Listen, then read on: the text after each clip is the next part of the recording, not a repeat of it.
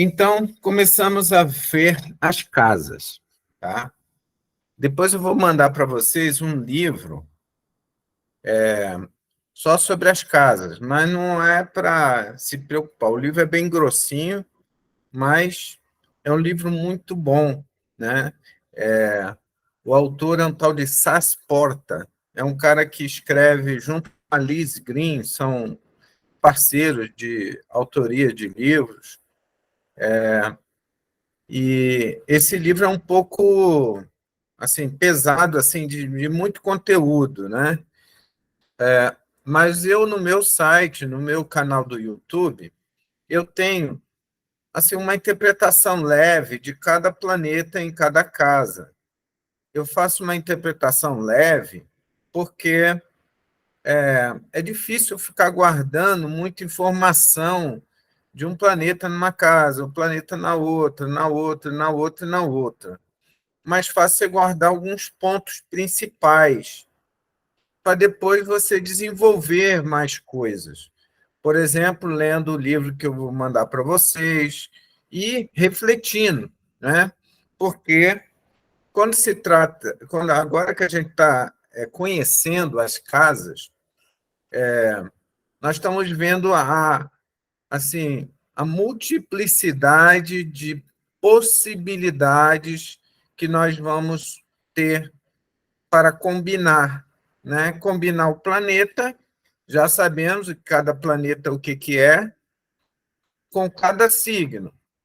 E depois o planeta no signo e na casa. Mas isso tem que ser devagar. Assim, não, ninguém vai construir essas ideias todas rapidinho, tá? Mas se você for pegando de forma simples, você vai ver que tudo faz sentido, tem uma lógica, e não é difícil. O difícil é porque você não tem como assimilar isso tudo rapidamente, né? É como uma criança aprendendo tabuada. Ela tem que decorar um tempo, depois ela vai ter o conceito dos números, ela já vai fazer a multiplicação, não porque ela guardou na tabuada, mas porque ela tem um conceito, ela sabe que 20 vezes 5 é 100, se 19 vezes 5 aí já vai ser 95, mas porque ela pode, dentro da cabeça dela, pensar, ó, se 20 vezes 5 é 100, 19 você está tirando um de cada grupo de 20. Então, tirou 5 elementos, 95. Então, da mesma forma, na combinação astrológica, você vai ter que combinar os princípios. Cada signo tem um princípio envolvido. Cada planeta também, né? Nós vimos que o planeta e o signo são quase como a mesma coisa. Não são a mesma coisa porque o planeta é um ponto que está em movimento no céu e ele vai passando por cada signo. Então, ele leva a natureza dele, que vai ser combinada no signo, né? E o signo é uma região do céu, é uma constelação, vamos chamar assim, né? Tá? Não é exatamente isso, a constelação, mas tecnicamente é, tá? Então, agora nós temos as casas. Nós vimos os significados principais das casas, né? É importante você ter a ideia rápida do significado principal, e daí você constrói outras coisas que vão desenvolver os significados secundários.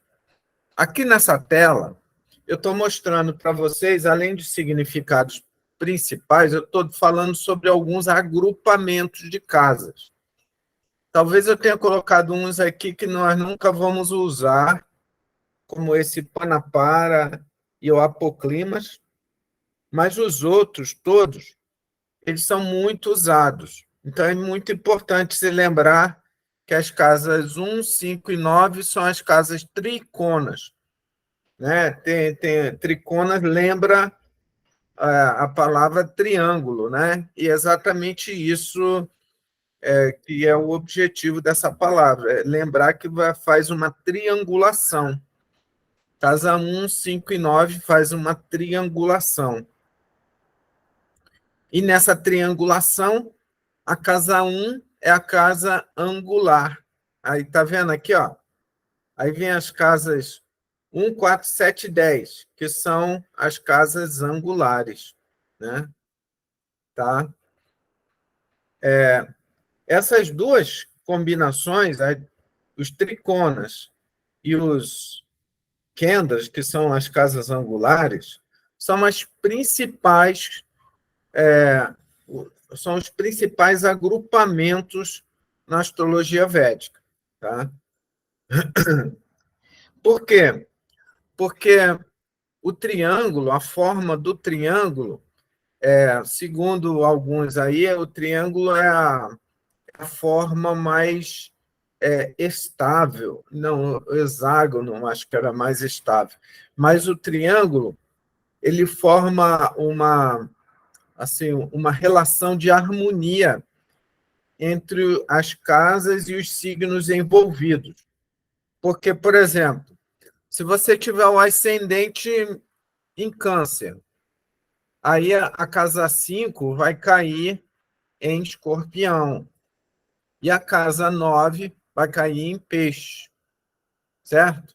Então, as casas 1, 5 e 9 vão estar ligando signos do mesmo elemento, né? Então, existe uma harmonia, um amparo energético entre essas três casas. E se a gente parar para pensar, cada casa angular aqui vai ter uma triangulação própria, né? A casa 1 tem a triangulação dela, que são os triconas dela, 1, 5 e 9. A casa 10 vai ter a triangulação dela, que vai ser as casas 4, 8 e 12. A casa 7 vai ter a triangulação dela, que vai ser a casa 3, 7 e 11. E a casa 10 vai ter a triangulação dela nas casas 2, 6 e 10. Tá? Então, cada casa Kendra tem uma triangulação, onde a casa Kendra, ou seja, uma dessas quatro aqui, vai ser o foco principal da triangulação. Tá? Então, veja que tem um sentido oculto, né, nesses agrupamentos.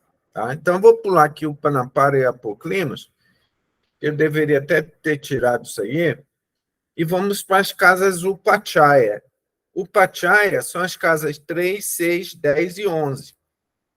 Essas casas são consideradas casas conectadas especialmente com a vida material. Tá? E, por isso, são casas relacionadas ao crescimento na vida material. Né? Por isso, e a palavra upachaya tem a ver com crescimento. Né? Upa é a palavra que tem relação com o sentido de subir. Tá? Então, depois das casas upachayas, vem as casas dustanas, que são as casas de sofrimento. Casa 6, 8 e 12. E, por isso, elas são casas kármicas. Kármicas no sentido de trazer experiências relacionadas a débitos de vidas passadas. Né?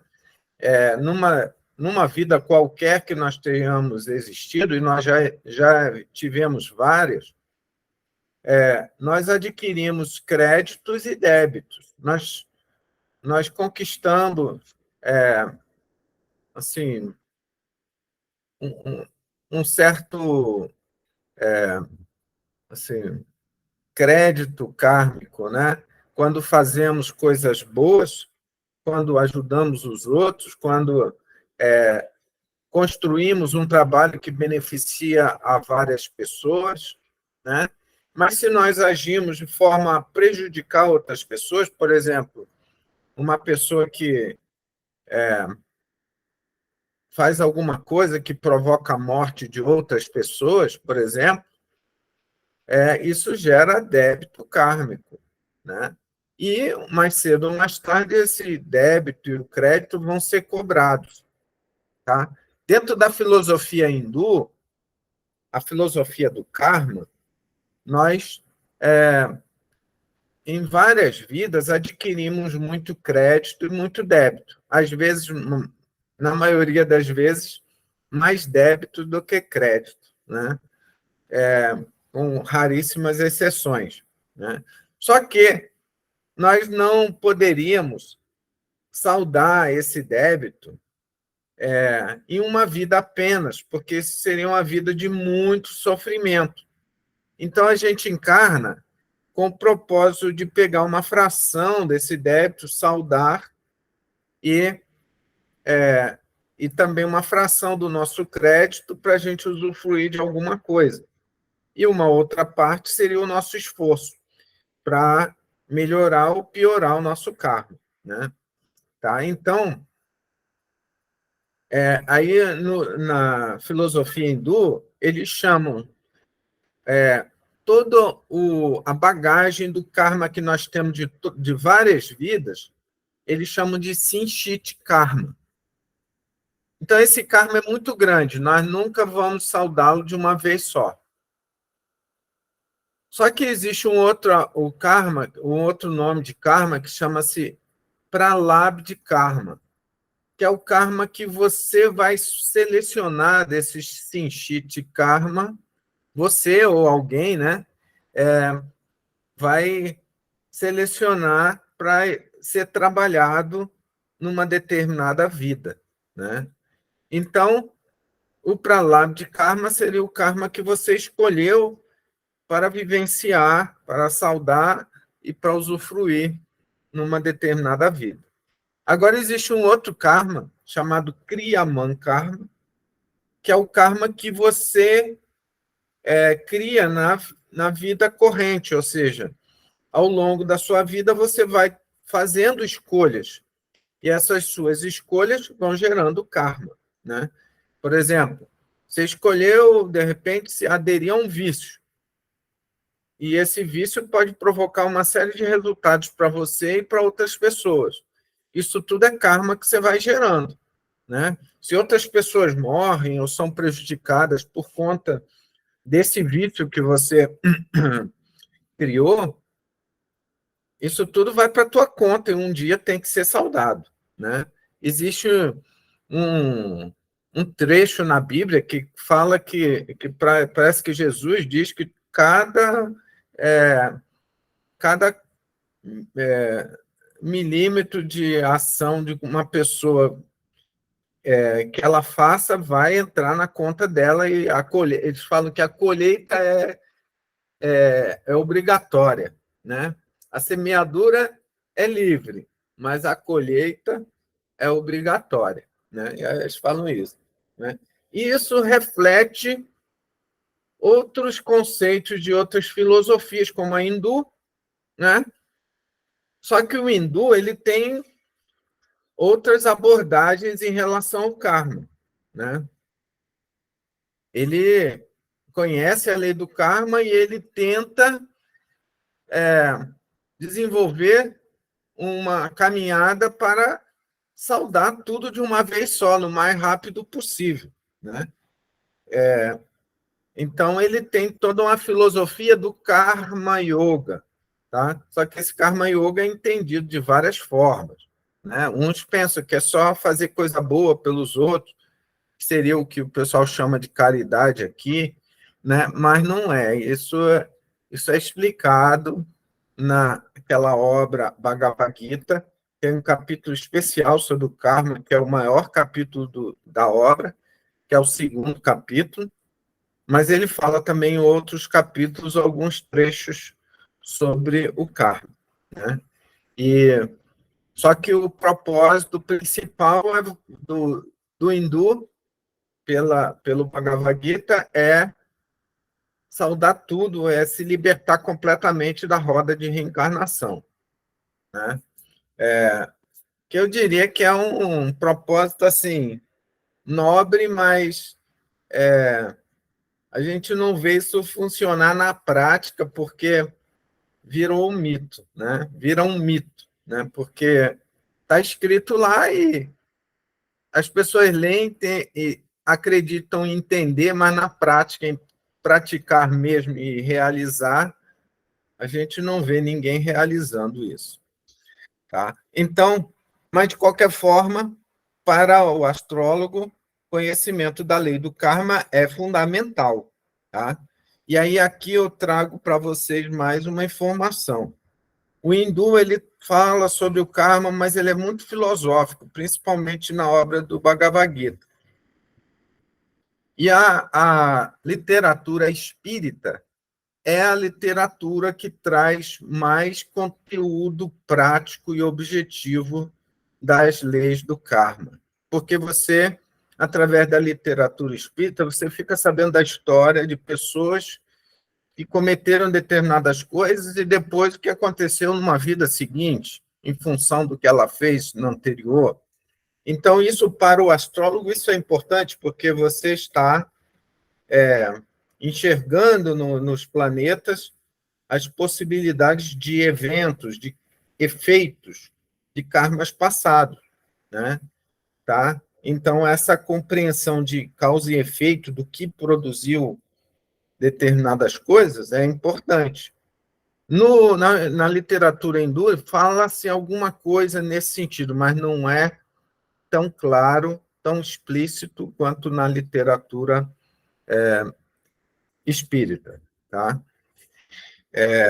Então, vamos continuando aqui. As casas dos Tanas, elas têm o conteúdo de mostrar os nossos defeitos do passado, defeitos que às vezes persistem e defeitos que às vezes vão trazer consequências graves, como doenças e infortúnios também, né?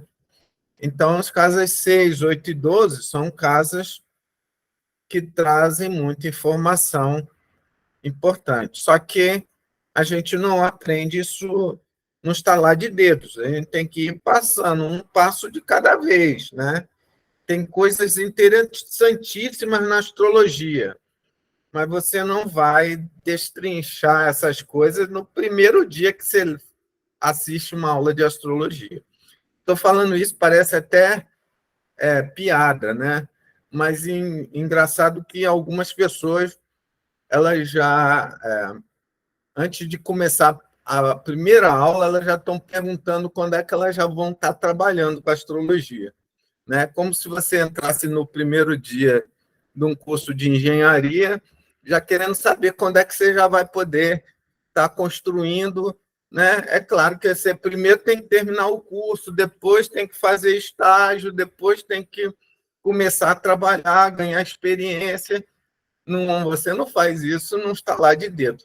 Isso acontece também com a astrologia. Não é difícil, mas você tem que dar um passo de cada vez, né? Se você não tiver paciência para dar um passo de cada vez, você tem que trabalhar essa paciência, tá? Conquistar, né? Então, tem as casas maracas, que são casas de morte, tá? Não é casas da morte, é de morte, tá? São as casas 2 e 7. E aí, veja bem, casas 2, se você olhar lá, casa finanças do nativo. Casa 7, esposa, casamento. Né? Mas são duas casas maracas. Tá? E a gente vai ter que entender isso com o tempo. Não dá para tentar explicar isso agora. Tá? Então, agora a gente vai explorar cada significado de cada casa com mais detalhe. Tá? Se alguém quiser perguntar alguma coisa, pode perguntar. Vou dar um corte aqui. Evêncio, sou eu, Lili. Se tiver um signo a 28 graus de uma dessas casas, na casa, sei lá, 1, ascendente, a 28 graus de Sagitário. Uhum. Essa casa, ela vai ser só de Sagitário ou ela vai ser de Sagitário e do próximo, vai ser dividido entre Sagitário e o outro signo, ou o anterior, porque eu já não me lembro mais. Aí, ou não, olha bem, só de Sagitário? Qualquer signo que seja, né? Você falou Sagitário, mas podia ser qualquer signo. Se você tiver o ascendente, que é o início da primeira casa, né? O ascendente no final do signo, no início ou no meio do signo, aquele signo inteiro é a casa 1, tá? Isso segundo a astrologia védica tradicional, tá? E, então, esse signo inteiro vai ser a casa 1, casa 2 é o signo seguinte, casa 3 é o signo seguinte, e assim na ordem, né? Tá? Essa é a teoria que é ensinada, vamos chamar assim, 95% das pessoas que estudam astrologia védica entendem dessa forma. Tá? Mas, ao longo dos anos, estudando astrologia védica, questionando várias coisas, eu cheguei a conclusões diferentes, né? E eu não vou expor isso agora, nesse momento. Se vocês usarem isso que eu estou falando, casa 1 vai ser o signo do ascendente todo, casa 2, a gente não vai perder nada por enquanto, tá? Mas no futuro, em aulas específicas sobre casas, eu dou outras ideias que existem por aí, tá? Então, continuando, vamos ver agora a casa 1 especificamente, depois casa 2.